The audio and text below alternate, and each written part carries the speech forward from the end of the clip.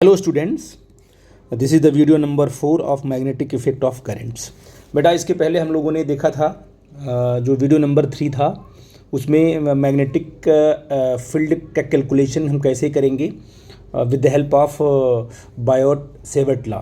तो Biot Savart law से हमने जो लॉ निकाला, जो फार्मूला निकाला, मैग्नेटिक फील्ड का फार्मूला निकाला due to the current element, वो मैं डिस्कस कर चुका हूँ आपसे, ठीक है ना। अब हम बायोट सेवर्ट का जो एप्लीकेशन है उसको देखेंगे कि हम डिफरेंट शेप के हमारे पास क्या होंगे, कंडक्टर्स होंगे, उनकी वजह से उनके आसपास जो मैग्नेटिक फील्ड क्रिएट हो रहा है उसको हम कैलकुलेट करेंगे with the help of Biot Savart law, ठीक है बेटा जी। तो बायोट सेवर्ट लॉ की हेल्प से हम लोग जो है डिफरेंट शेप आपका होगा। जैसे मान लीजिए आपका 3 मेन है जिनको हमें डिस्कस करना है। मैं आपको पहले बता दूं, आपका एक स्ट्रेट कंडक्टर है। स्ट्रेट कंडक्टर की वजह से उसके आसपास जो उसमें करंट कैरिंग कंडक्टर अगर स्ट्रेट है, उसके आसपास जो मैग्नेटिक फील्ड उसके सराउंडिंग में बन रहा है, उस मैग्नेटिक फील्ड का कैलकुलेशन हमें बायोट सेवर्ट लॉ की हेल्प से करना है।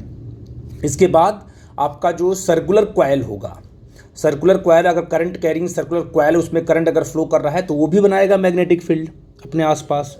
तो वहाँ भी हम मैग्नेटिक फील्ड का कैलकुलेशन करेंगे और बायोट सेवर्ट्स की हेल्प से हम जो है जो फार्मूला हम वहाँ पर डिराइव करेंगे। इसके बाद हमारे पास है सोलेनॉइड, ठीक है ना। क्या करेंगे, वायर को हम रैप कर देते हैं, ठीक है। जैसे आपकी स्प्रिंग नहीं होती, स्प्रिंग जो रैप होकर, आप स्प्रिंग देखा होगा आपने, तो उसी तरीके से हमारे पास वायर होगा, कंडक्टिंग वायर होगा, उसको हम क्या करेंगे, वाउंड कर देंगे। तो वो जो आपको शेप मिलेगा उसे बोलेंगे सोलेनॉइड।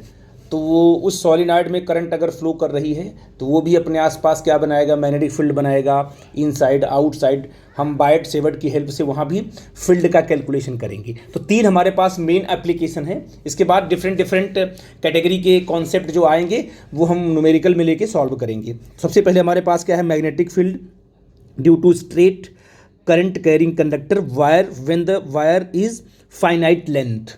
ये पूरा का पूरा इलेक्ट्रोस्टैटिक्स में इलेक्ट्रिक फील्ड की कैलकुलेशन के टाइम पर हमने पूरा का पूरा डिस्कस किया है और बताया भी था आपको कि बिल्कुल जैसे आपने इलेक्ट्रिक फील्ड का कैलकुलेशन किया हुआ है, जैसे आपने लाइन चार्ज था, लाइन चार्ज की वजह से इलेक्ट्रिक फील्ड का कैलकुलेशन, फिर सर्कुलर वायर था, सर्कुलर रिंग थी, उस पर क्या यूनिफॉर्म चार्ज का डिस्ट्रीब्यूशन था, उसकी एक्सिस पर इलेक्ट्रिक फील्ड का कैलकुलेशन, ठीक है बेटा जी।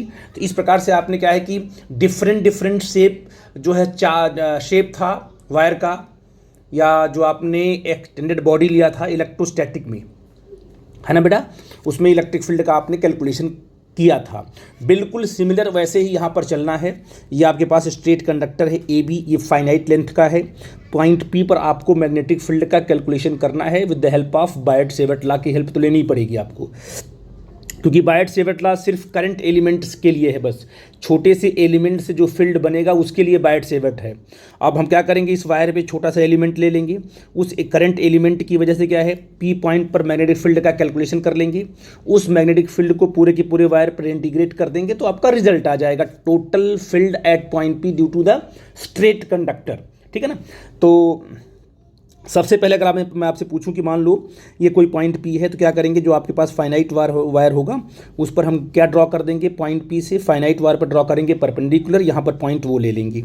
और इस डिस्टेंस को कहीं कहीं बुक में आपको डी लिया गया है, कहीं कहीं ए लिया गया है, कहीं कहीं आर भी लिया गया है, तो हम ए लेके चल रहे हैं, ठीक है बेटा जी। अब कैसे हम कैलकुलेट करेंगे, सबसे पहले क्या करेंगे, अब फाइनाइट अगर है तो सबसे पहले हम क्या करेंगे, जो लेंथ का जो आप वायर का, कंडक्टिंग वायर का जो एक एंड है उसको हम पी से मिलाएंगे बेटा जी। ये हमने इसको पी से मिलाया। हमने ये काम इलेक्ट्रिक फील्ड के कैलकुलेशन के टाइम में भी किया था, लाइन चार्ज जब था ऐसे, ठीक है, हमने इसको यहाँ मिला दिया, ठीक है। अभी इसको देखो, इसको आप यहाँ मिला दोगे तो आपने ए और पी को मिला दिया, एक एंड को आपने मिला ज्वाइन कर दिया, और पी और बी को भी आप ज्वाइन करोगे, ठीक है बेटा जी।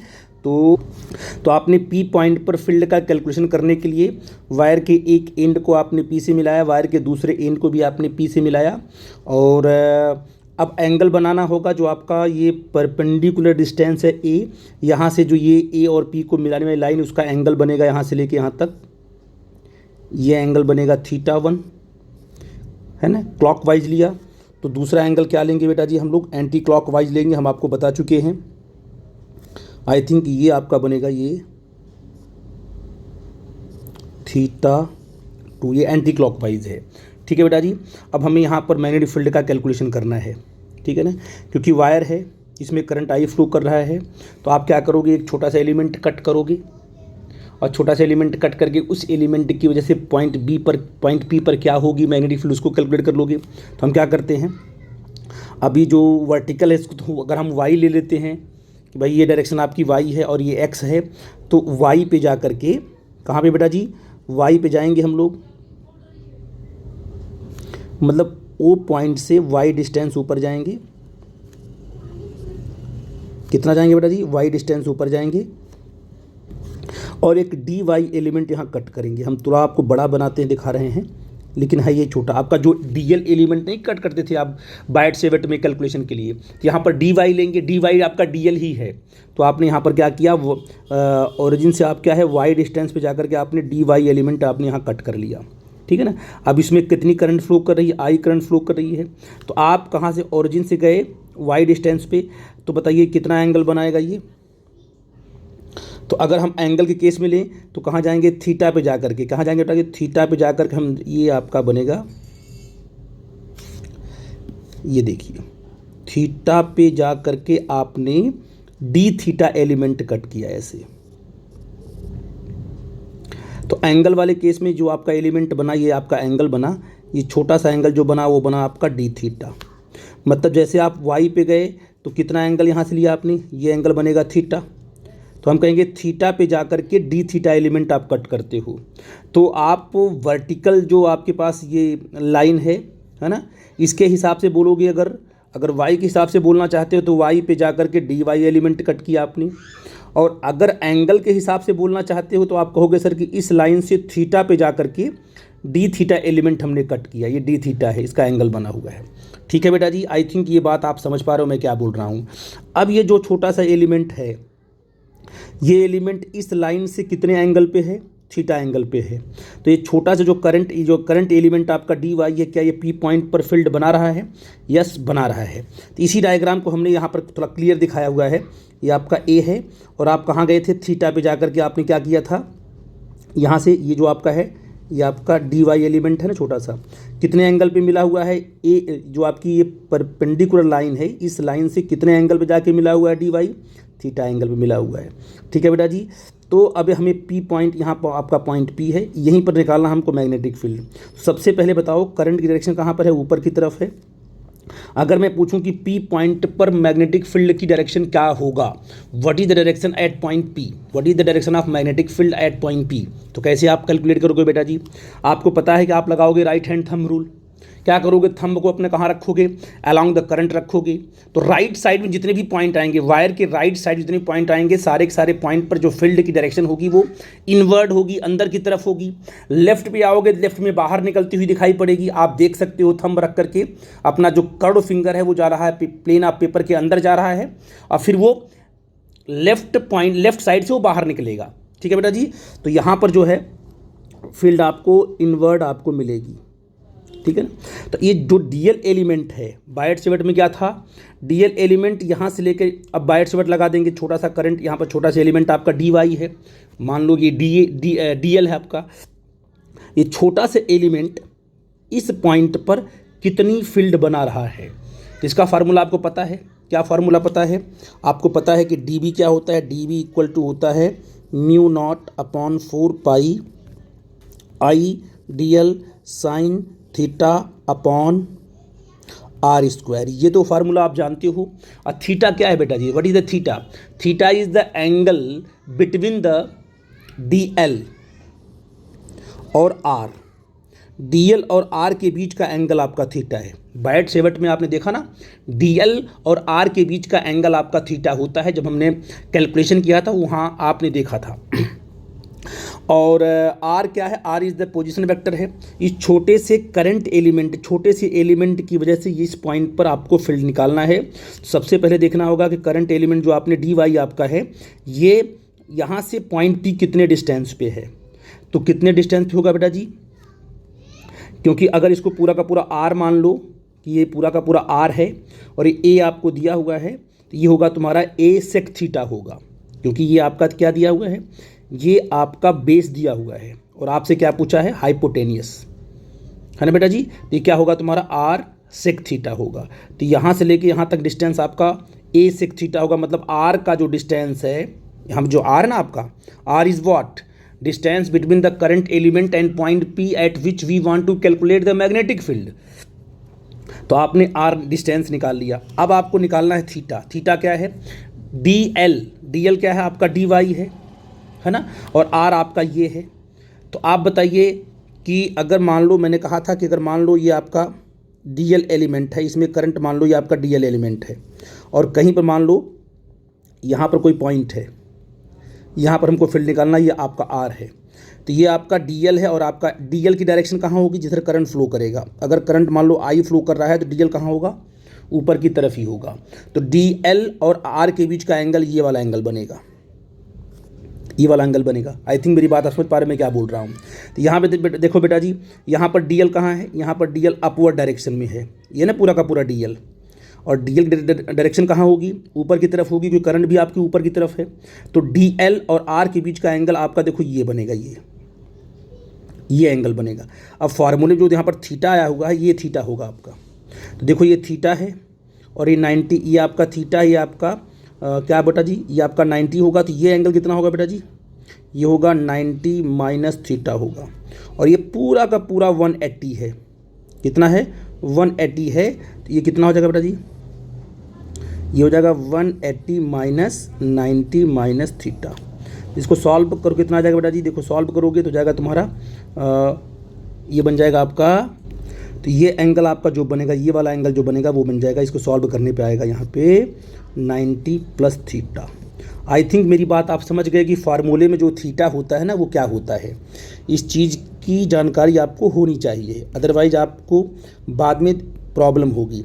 तो आपने कहा कि अब फार्मूले में सीधे यहाँ पर बी पॉइंट पर निकालते हैं फील्ड, तो क्या आएगा बेटा जी, देखो यहाँ हो जाएगा आपका d B is equal to mu not upon 4 pi, है ना, इंटू आई, जहाँ पर डी एल वहाँ पर रख देंगे डी वाई, है ना, क्योंकि डी एल पे डी वाई रख दिया आपने, इंटू साइन। थीटा क्या है, थीटा जो है डी वाई यानी डी एल और आर के बीच का एंगल है। एंगल लेते वक्त ध्यान रखना आप लोग, तो क्या बनेगा आपका साइन 90 प्लस थीटा, है ना बेटा जी, और अपॉन आर स्क्वायर। आर क्या चीज़ है, करंट एलिमेंट क्या है, डी वाई, और पॉइंट पी के बीच का डिस्टेंस कितना है, ए सेक थीटा। तो ए सेक थीटा पूरे के पूरा का पूरा होल स्क्वायर। यहाँ तक अगर आपको कॉन्सेप्ट क्लियर होगा तो मैं आगे आपको और भी कॉन्सेप्ट को डिस्कस कर सकता हूँ। तो ये छोटे से एलिमेंट की वजह से इस पॉइंट पी पर जो मैग्नेटिक फील्ड निकल के आई वो इतना आई। तो आप यहाँ लिख सकते हो कि d B is equal to mu not upon 4 pi into I into d y sine 90 plus theta बेटा, इसके अपॉन ये a square sec square theta. ठीक है बेटा। अब देखो बेटा जी, थोड़ा सा इसमें हम लोग क्या करेंगे, थोड़ा सा मैनिपुलेशन करेंगे जिससे कि ये जो आपका इक्वेशन है थोड़ा सा इजी बन जाए। क्योंकि ये जो डी बी आपने निकाला है ये मैग्नेटिक फील्ड ड्यू टू क्या है, only current element d y से मिला है पी पॉइंट पर, और हमको पूरा का पूरा वायर से निकालना है। तो हमें क्या करना पड़ेगा, इसी फील्ड को हमें क्या करना पड़ेगा, ए से लेकर बी तक पूरा का पूरा इंटीग्रेट करना पड़ेगा, तब total field at point P आएगा बेटा जी। ठीक है ना। अब यहाँ पर देखो, यहाँ पर दो वेरिएबल आपको दिखाई पड़ रहे हैं, एक डी वाई दिखाई पड़ रहा है वाई, और एक थीटा भी आपका है, क्योंकि वाई भी चेंज हो रहा है।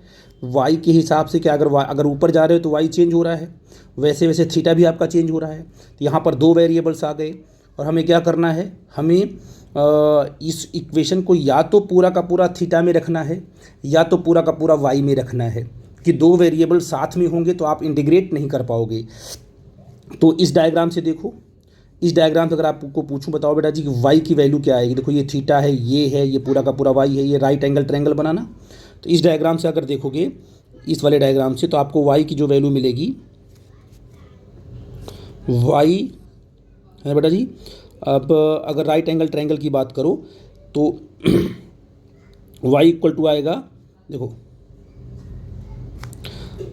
ये आपका क्या बनेगा, ये आपका बन जाएगा परपेंडिकुलर और ये बन जाएगा आपका बेस, परपेंडिकुलर और बेस बन जाएगा आपका। ठीक है बेटा जी, तो आप ये कह सकते हो कि y upon a equal to होगा tan थीटा। आप देख सकते हो y बाई ए मतलब परपेंडिकुलर अपॉन बेस क्या होगा, tan थीटा होगा बेटा जी, है ना। और यहाँ से y इक्वल टू क्या आ जाएगा, a tan थीटा। हम इसको ऐसा हम क्यों कर रहे हैं, क्योंकि हमें y को पूरा का पूरा थीटा में कन्वर्ट कर देना है। मतलब इस इक्वेशन से पूरा जो आपने बनाया ना, यहाँ पर ये बनाया आपने इक्वेशन, यहाँ से पूरा का पूरा हमें क्या है, y को dy को एलिमिनेट ही कर देना है। तो अगर हम इसको दोनों साइड हम क्या करेंगे, इंटीग्रेट करेंगे, सॉरी डिफ्रेंशिएट करेंगे। अब इसको हमें क्योंकि यहाँ पर लाना है dy, तो dy लाना होगा तो हमें डिफ्रेंशिएट करना होगा। तो ये क्या होगा, दोनों साइड कर देंगे dy इक्वल टू क्या होगा, जब इसको डिफ्रेंशिएट करेंगे तो हो जाएगा तुम्हारा a sec square theta into D theta, ऐसा आ जाएगा। अगर आपको इंटीग्रेशन नहीं आता है, सॉरी आपको डिफ्रेंशिएट करना अगर नहीं आता है, तो आप इसको सिंपल तरीके से भी कर सकते हो। जैसे कैसे, देखो ऐसे मैं इसको यहाँ पर रफ करके बताता हूँ आपको, अगर आप लोगों को नहीं आता है।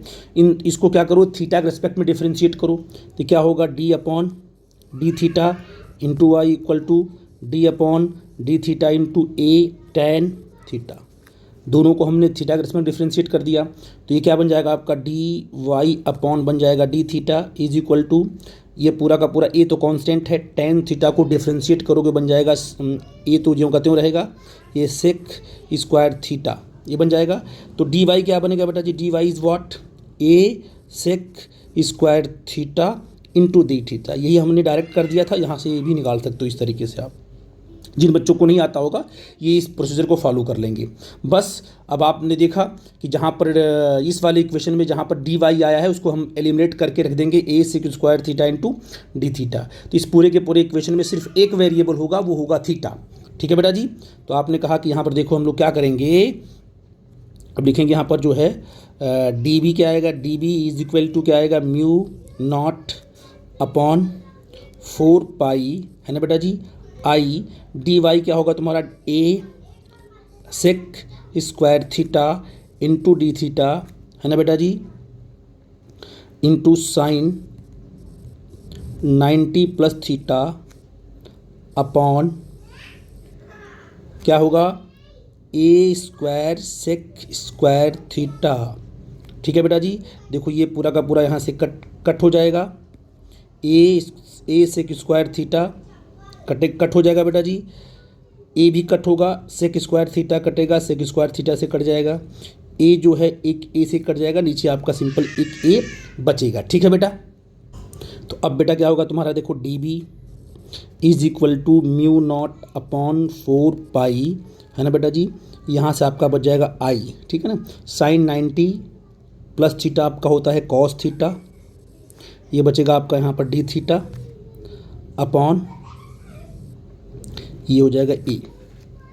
ठीक है बेटा जी, अब देखिए ये तो आ गया magnetic field at point P due to the current element.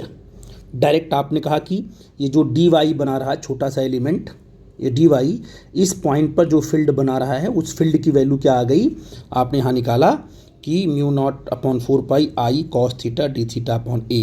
तो mu not I upon 4 pi I upon a क्या है बेटा जी, ये तो कांस्टेंट है ना बेटा।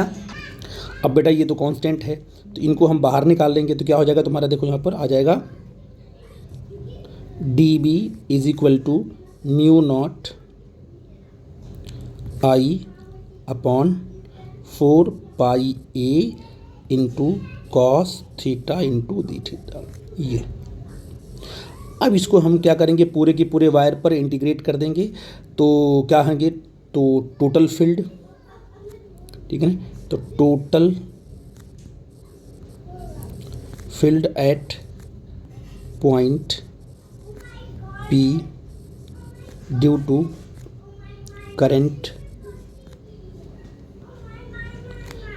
करंट कैरिंग कंडक्टर, है ना बेटा जी, क्या हो जाएगा बेटा जी, तो B at point P is what, integration कहाँ से कहाँ तक, म्यू नॉट आई अपॉन क्या है 4 पाई ए है बेटा जी cos theta into D theta.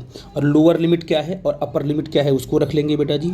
तो देखिए लोअर लिमिट जो आपने रखा हुआ है वो क्या आपका है, ध्यान देना, यहाँ पर आते हैं, यहाँ पर देखो अब ये लोअर लिमिट है, एक एंड बी से लेके ए तक जाना हमको है, बी से ए तक जाना है, तो लोअर लिमिट क्या होगी, ये होगा -θ2 क्योंकि एंटी क्लॉकवाइज है ना, तो -θ2 और ये +θ1 क्योंकि हम जब क्लॉकवाइज एंगल लेंगे तो प्लस लेंगे और एंटी क्लॉकवाइज आपका माइनस लेंगे।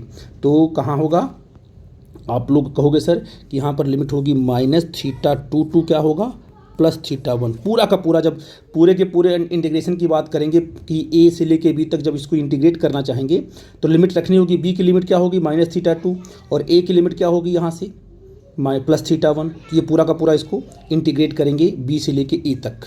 तो फील्ड को, तो ये जो फील्ड आपकी आएगी तो वैल्यू पुट कर देंगे, cos थीटा को जाएगा sin थीटा, इसके बाद यहाँ पर आ जाएगा B P is equal to mu not I upon 4 pi ए।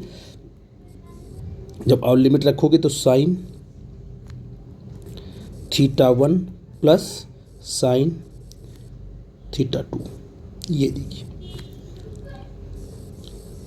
ये आपने बायट सेवर्ट की हेल्प से आपने जो है एक फाइनाइट करंट कैरिंग कंडक्टर है, यहाँ पर ऐसे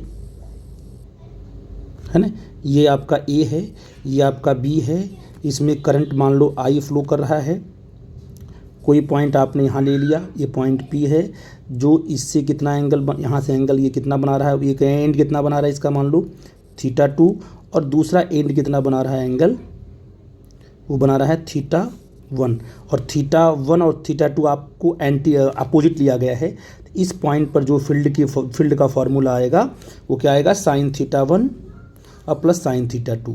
इस पॉइंट पर पूरा का पूरा करंट कैरिंग जो कंडक्टर θ1 क्या है और θ2 क्या है, आप समझ गए कि दोनों एंड से बना हुआ एंगल है, किस कहाँ से, परपेंडिकुलर लाइन से। ठीक है बेटा जी, ये फार्मूला आपको हमेशा याद होना चाहिए, मैंने इलेक्ट्रोस्टैटिक के केस में भी ऐसे फार्मूले को डिराइव किया हुआ है। ठीक है बेटा, तो बेटा ये फार्मूला आपको हमेशा याद होना चाहिए, ठीक है ना। जहाँ पर आप देखिए ए क्या है, a is the perpendicular distance from the wire and the point P at which we want to calculate the magnetic field. ये आपका स्ट्रेट वायर है और ये पॉइंट है, इनके बीच का जो परपेंडिकुलर डिस्टेंस है उसको ए बोलेंगे, ठीक है ना। और θ1 θ2 क्या है, θ1 θ2 are taken from the perpendicular line. इस लाइन से हम क्या है θ1 θ2 लेते हैं, ए और बी तक लेके जाएंगे एंड इन अपोजिट सेंस, इनका सेंस क्या होगा, अपोजिट होगा। ठीक है ना, फार्मूला डिराइव करते वक्त हमने पूरा का पूरा इस बात का ध्यान रखा है।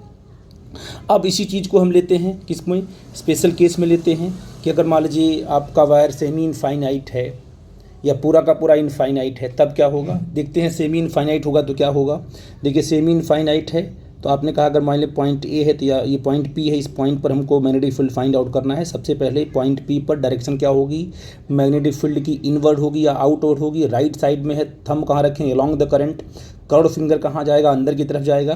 तो इस यहाँ पर जो आपको मैग्नेटिक फील्ड की डायरेक्शन मिलेगी वो मिलेगी इनवर्ड डायरेक्शन। ठीक है बेटा, इस सब चीज़ों को आपको ध्यान देना होगा।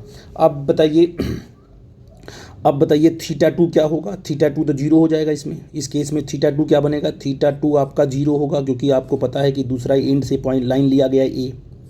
अब बताइए, अब P पॉइंट को हमें एंड ए ऊपर होगा ना ए जो कि इनफाइनाइट पे है, जब इसको मिलाना आप चाहोगे तो लाइन आपकी बिल्कुल वर्टिकल हो जाएगी।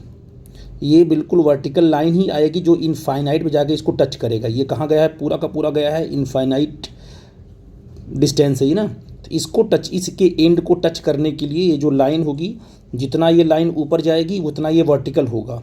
अब ये इनफाइनाइट डिस्टेंस है तो ये वर्टिकल लाइन हो जाएगी और एंगल जो होगा आपका θ1 वो होगा 90 डिग्री।